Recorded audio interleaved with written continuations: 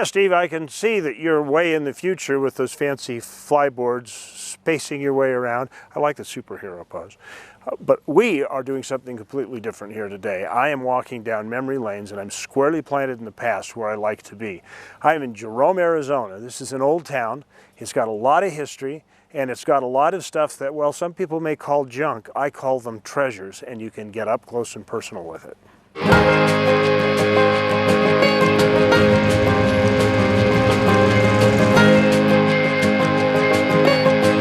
There are lots of old towns situated in the dusty corners of the West, reminders of days that echo in the buildings and the homes that still remain. And there's kind of a thrill in looking at them. Jerome is like many of those historic towns, only with one key difference. The entire town is an Arizona state park. This is Jerome State Historic Park. It was donated from the Douglas family to Arizona State Parks in 1962. This was the home of James Douglas. He was the owner of the Little Daisy mine, the UVX mine here in Jerome, a large copper mine. The original claims in Jerome were filed in 1876. It was built in 1916, and his home overlooks his mine directly behind me here. And the mines ultimately ran through 1953. Being a state park, much of the history has been preserved that otherwise would have been lost.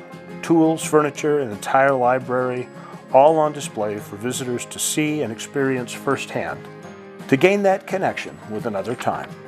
I love places like this because it makes me feel closer to my own ancestors and gives me a feel for not only how they lived, but what they thought about and how they might have responded to life in our day and age. The history is really only part of the draw here in Jerome. Within 5 miles of the park, the desert opens up with OHV trails that lead to old mining sites and along forgotten roads towards the unknown. I was surprised about the amount of green out here too. I would not have thought that for this part of Arizona. You kind of had an image of what ATVing in Arizona would look like in your head, but actually hitting the trail and seeing it for myself, I'll tell you, it was an eye-opener. There are also several ATV rental operations close by Jerome, as well as guide services like Arizona ATV Adventures that will take you out to hidden historic spots and overlooks of distant valleys, untouched since the early mining days of the bygone era. After our ride, we headed back to Jerome. There was something else I heard about that I just had to see. There are a lot of venues here.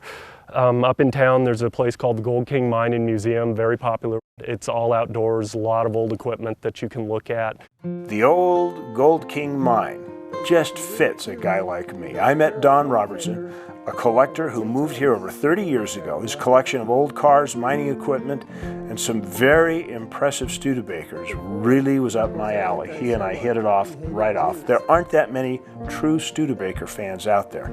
I am one of them. I got Studebakers everywhere. I got a Studebaker semi-tractor down below, a 38 highway tractor with air brakes. Really? I got a Studebaker diesel right over here with air brakes. I just got Studebakers of every kind. You know, I'm trying to stop collecting, but it's kind of like an alcoholic of 50 years trying to lay the bottle down. It's not real easy to do. Don took me on a tour of his historic menagerie while filling me in on some of the old stories that accompany his cars. Actually, my crown jewel is my 1902 Studebaker electric car. It's in the building up here. So we're going to pretend we're there, we're my dad, and we're at the Pikes Peak Hill Climb, and the mechanic walks out, hooks the crank in it. I didn't come up with that. I race it on the dirt tracks, and nobody wants to ever get passed by me on a dirt track because this thing, they said, it's just like getting shot in the face with a machine gun. Amazingly enough, the thing actually runs. Listen to it. What a treat. Someday, I want to have one of these in my own garage. Now, if you'd like to come down here to Jerome, and if you're like me, you'd get a real kick out of it. Your wife would probably rather go shopping. But here's how you do it. Head south out of Flagstaff, Arizona on I-17 till you connect with 89. Follow 89 south to Sedona. Then from there you go a couple of miles further south and you'll see the signs that will take you into Jerome. Now, a reminder, between Sedona and I-17 there's been some recent forest fires, so you'll get to see the aftermath of a fire, but it shouldn't have a traffic delay on it at this point. You'll have a great time there. Well, stay with us. We'll be back with more at your leisure. We're going to find out what it looks like when a world champion tries hoverboarding. Hey guys, if you like that video, you're gonna wanna watch all of our other AYL videos. You're gonna wanna like it, you're gonna wanna share it, and you're gonna wanna subscribe, right? See all the buttons right here? This is what you're gonna wanna do, right? Click on them, because we have some really cool videos, all kinds of behind the scenes stuff, bloopers of Alicia crashing and stuff.